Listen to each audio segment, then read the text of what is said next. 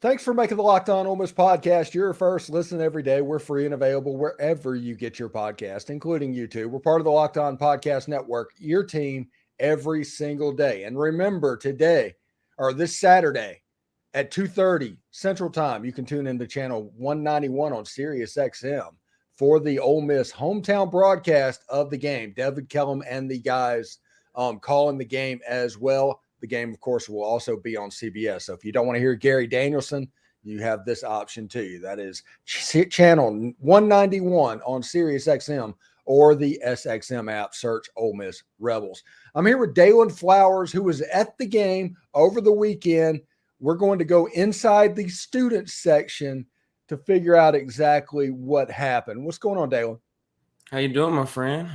Exciting weekend. It's crazy to think it's already through week 3 of college football, but it's an exciting time right now, man. Nothing but fun so far, man. We've got a lot good going right now. We have a lot to work on, of course, but it's a fun time for Ole Miss fans right now. Yeah, and the atmosphere looked pretty cool on TV for the Georgia Tech game. Tell me what it was like. Absolutely, man. I think not only just students, but fans in general enjoyed having a night game. And in terms of being out there in the Grove, maybe a little bit longer as well, but not have to be worried about the heat, blistering on them all day. And so just to be a little bit more relaxed. But I think also they're excited about a good football team they have to watch every Saturday.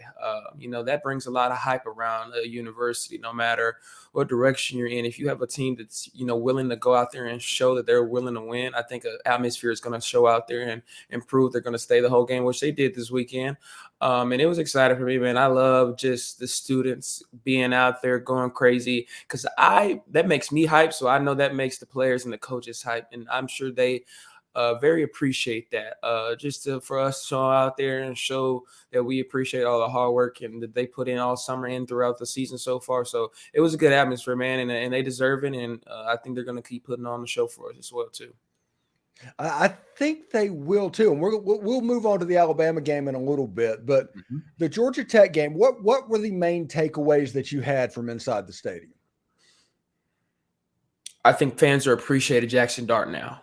And that's something that I've been doing myself for a long time because I've been a believer in this kid. And I'll keep saying it every week that I've been a believer in this kid for a very long time. But I think fans and other people other than myself and you are appreciating how far he's come and the mentality that he's grown, the effort that he's putting in now to be the best quarterback he can be for us.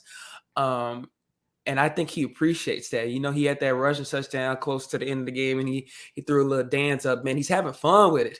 And I love that because that builds confidence for him, but that builds confidence for the offense. That builds a lot of purity, chemistry, happiness for the team that they know that we have a quarterback that's having fun, but can also go out there and win games for us. So I love to see him have a little fun out there because he's having fun with it. So that means he's enjoying what's going on in behind the scenes, and he's enjoying what's going on the field, man. I'm proud of this football team. I really am. I told you 42-17 is my score prediction. Went a little over, but I'm not disappointed at all what I saw from our defense. I think Pete, like I said last week, kind of is weird on that first drive and has the ability to kind of allow offenses from the other teams to kind of show what they're going to do in the first half, and then he's adjusted really well. And I think that's what separated him so far from what we've seen last year from our defense. This is the 2023 era of college football. And if you want to compete as a defense, you have to learn how to adjust. And Pete's been able to do that. I think in the second half, they came out and showed that. They showed that last week against Tulane. And a lot of people will say, well, maybe we need to help emphasize that in the first half. And I completely agree with that, but I'm not concerned at all, man. We have a team that's believing in Pete, and Pete believes in the players. And yet again, when you go back onto that feeds into the offense as well. Because I think if the defense is showing that we have enough energy to go out there and stop them, you guys have enough energy to go put the score up. So I think Pete is doing just fine. I think the defense looks well, and they're excited, and they have a lot of excitement to be proud of because they've been doing really well. And I'm not disappointed at all with him. The teams are going to score. We played a good Georgia Tech team that improved tremendously from last season, and you saw it out there, man. But they had, if I'm not mistaken, they only had 3 at halftime, and if they had the points where they scored maybe late in the third quarter and I think in the fourth quarter. So they scored 2 touchdowns late in the game. So Pete did what he knew he had to do, and we won the football game. So I'm not disappointed with the defense at all. Ole Miss has kind of quietly become a second half team this year. They've given up 27 points in the second half, with 2 touchdowns of which came against Georgia Tech, but they've scored 100 points through 3 games in the second half of football. That's 33 points per game they're scoring after halftime. Yeah. That's pretty impressive. It is, man. And that goes to my point about Jaxson. I think he is appreciating the point that we weren't down against Georgia Tech, but we had a lot that we could work on going into the second half, and we were down against Tulane going into halftime. But I think that has shown where his head is at now, that you can't get down after a bad first quarter, bad second quarter. And you have to understand there's 4 quarters to the game. You have a lot of ball game left to play after you come back out from halftime. And I think Lane has helped implement that. I don't know, but if you watch the season, they showed a little clip of Lane talking to the team at halftime saying, you're only down 1 possession. Do what you do, play your game. Don't worry about anyone else's job. And that's the absolute truth. There's always a lot of football left to play. Even if you're down, even if the game's not going how you want in the first half, you have the ability to adjust and regroup going after halftime. And that's what the offense has done so far. I think we saw the key miss of Trey Harris this weekend. Of course, his just energy and effort to get the ball upfield, especially in that first half. But I wasn't mad that he didn't play this weekend. I thought it was the absolutely correct idea not to play him this weekend. We don't want to risk him, re-injuring himself or further injuring himself, and he's out all year. And so I thought that was the right idea. But I'm not disappointed what I saw from the offense. They're having fun with it. And I think the absence of Trey Harris has also given us the ability to see guys like Dayton Wade. Jordan Watkins has tremendously just enjoyed some stellar football through the first 3 games of the season. I think he had 4 receptions for over 100 yards yesterday and had a touchdown as well. He's just looking absolutely phenomenal, not just as a receiver, but on special teams as well, Stephen. So the offense is clicking, man. And I think this also gave us a week for guys like Trey, Caden Pre-scoring, Zachary Franklin to get another week to regroup, get some help with their injuries, and hopefully we get to see them this upcoming weekend against Bama. I will say one shout out to the offensive line, man. They improved from Tulane. Of course, we have a lot of work to do, but Brad Logan talked about it with you earlier this week. He expected them to improve because they had a great week of practice and they looked really well this past weekend against Georgia Tech. Of course, some work to do, but they looked a lot more composed and a lot more together than they did against Tulane. And I think that's helping Quinshawn and Ulysses Bentley to just be more free and exposed to get upfield and have some energy to run upfield, because that's what we're going to need, a good running game to help open up the offense for Jaxson. So when he wants to take the ball deeper, get some play action passes over the middle, that's going to help him to get some open receivers. Yeah, a lot of good stuff. Ole Miss with a 48-23 winner over Georgia Tech. And now that game is over, we can officially turn our attention to the Alabama Crimson Tide and the dumpster fire that's happening down in Tuscaloosa, especially at the quarterback position. Yeah. The last time Ole Miss had a clear advantage at the quarterback position was probably 2015. Yeah. But the year before, Bo Wallace was probably a better quarterback than Blake Sims. Yeah. But Ole Miss has never beaten Alabama in a situation where they didn't have the better quarterback play. This is a situation where Ole Miss has that advantage. They also have the best running back that's going to suit up. And if Trey Harris plays, the best wide receiver that's going to suit up. So I kind of like where Ole Miss is sitting right now. Don't you, Daylan? I absolutely do, man. I think I mentioned this very briefly last week, but just off the top of my head, teams that have went to Tuscaloosa and beat them, they've always had a pretty good quarterback. Off the top of my head, Cam Newton, Johnny Manziel, Joe Burrow, Quinn Ewers has emerged as a really good quarterback. And I think Jaxson is developing into what we always hoped and believed that he could be. And I think this is going to be a proven game for him. I see this as a really hungry game for us. Think about it, where we're at. Pete Golden this is his first year here. Where did he just come from? Bama. I think he's hungry to go down there and show, oh, you guys wanted to downplay me so much. I got something in store for you. Lane is finally getting the chance to say, Saban, I love you, man. It's my time to shine. And I think these are the moments that we've been waiting for. It's conference play finally starting. Tuscaloosa, we're on primetime television, and I think Lane and Pete are going to be whipping up something especially exceptional for us. Saban is Saban, and Alabama is Alabama, and I'm not going to deny that. Of course, they're going to always have a chance. They're Alabama, and they're going to fight to the end. I think their defenses look really well so far. They have a lot of good front. And they have some good linebackers, but their secondary is where I'm questionable on their defense. And so I think if we're able to expose them and get some shots over the middle of the field, that we can really take over on our side of the offense. Their quarterback situation, of course, everyone is talking about it. Who's going to start? Who will start? And whoever is the starter, what are they going to be able to do?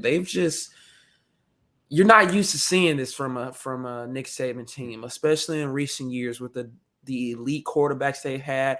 I remember A.J. McCarron. A.J. McCarron never really was an elite quarterback, but he was a dog.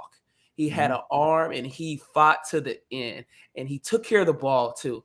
And A.J. never really was an elite guy, but he knew how to play football the right way. And so as far as I remember, maybe other than, that 2014 year with Blake Sims and a couple years after that, they always had an elite guy quarterback. And now that's the question mark, because you can't deny you need a quarterback to win football games, especially in this era of football.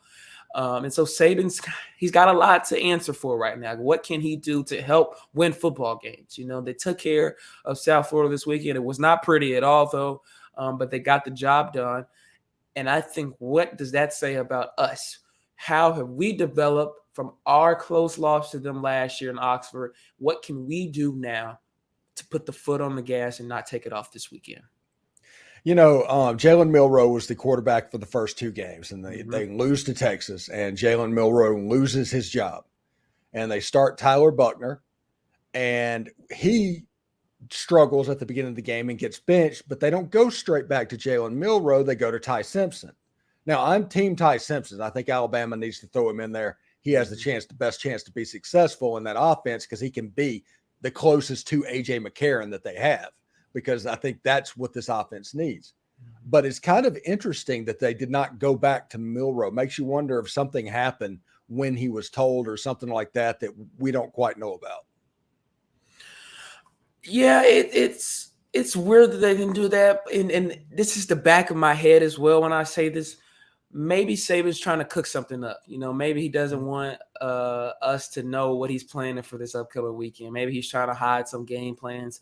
I really don't know what his mindset was. He did what he thought was best, I guess, and they won the football game, so that's what mattered.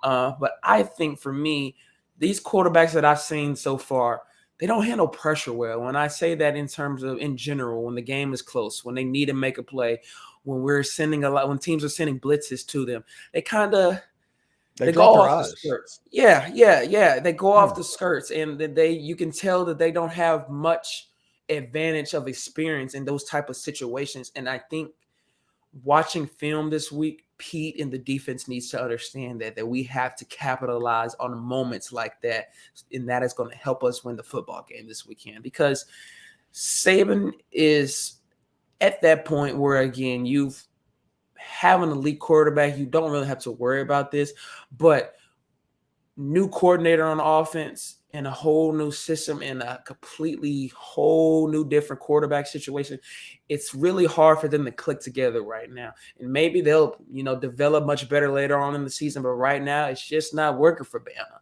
And I think they're going to have to find different ways to attack on offense, because so far, even though they lost to Texas, they've had to rely so much on their defense, and the defense can only stop so much.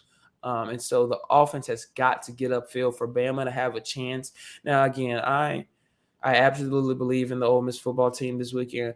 But again, I don't want to say this is a pushover. This is Nick Saban. This is the Alabama Crimson Tide, and we're going to Tuscaloosa this weekend. So we have to make sure we have all our abilities this weekend and make sure that we understand we have a big football team that we're going to be playing. It's going to be a big game as well, man. All right. Before we get out of here, give me a score pick. What do you think?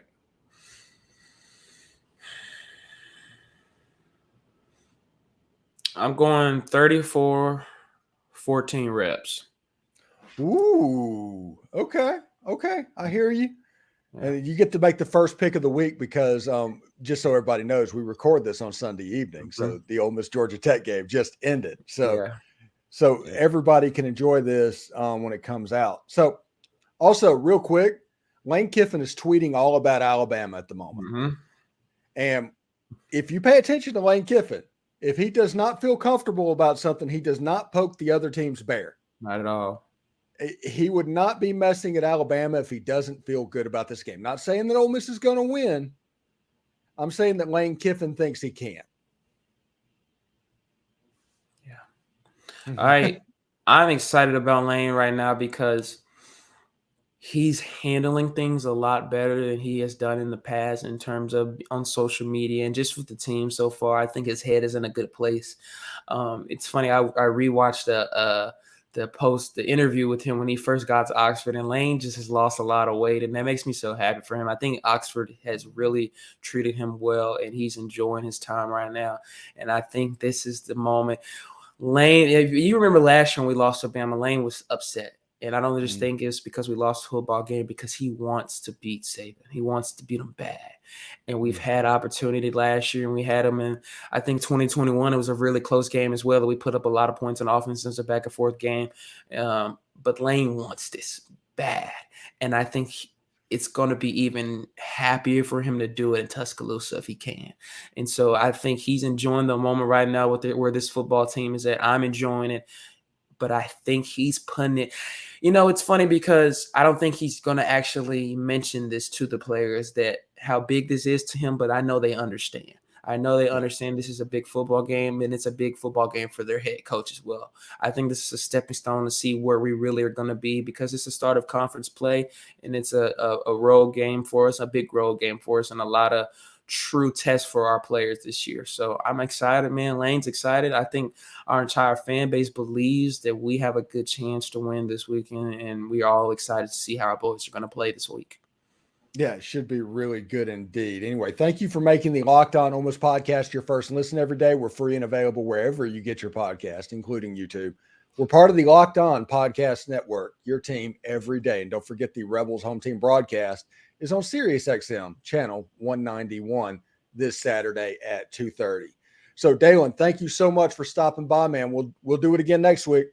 Of course, my friend. Appreciate you having me. And one more thing, man. I had some people come and stop me this weekend, just appreciate and show some love to me from the recent episodes this past couple of weeks, man. I just want to say thank you to you guys, man. That means so much to me. And I'm enjoying my time with Steven. He's giving me a good opportunity, and I'm loving what I'm doing. So thank you guys for coming out and showing some love to me this weekend. And howdy to y'all.